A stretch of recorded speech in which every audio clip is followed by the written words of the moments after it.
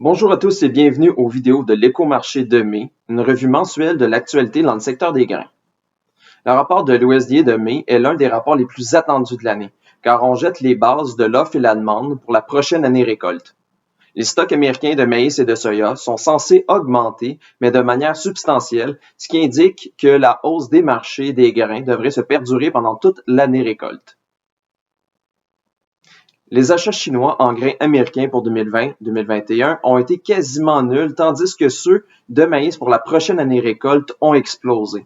En l'espace d'un seul mois, la Chine a mis la main sur 10,74 millions de tonnes de maïs américain, du jamais vu si tôt en saison.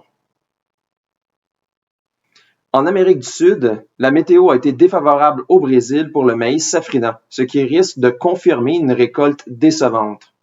En Argentine, la récolte de soya est pratiquement terminée, se situant à 91%, alors que celle du maïs est complétée à 31%.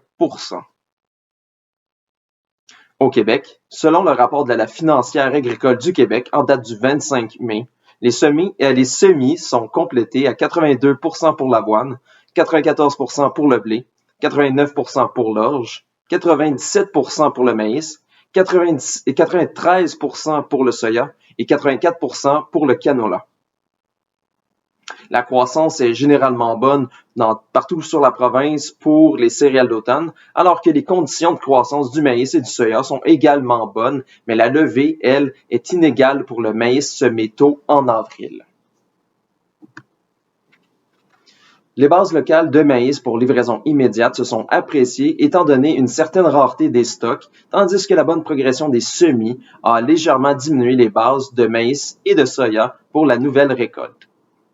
Ce fut un aperçu du mois de mai. J'espère que cela vous a plu. Si vous voulez lire notre texte complet, je vous invite à le consulter sur notre site internet au www.pgq.ca.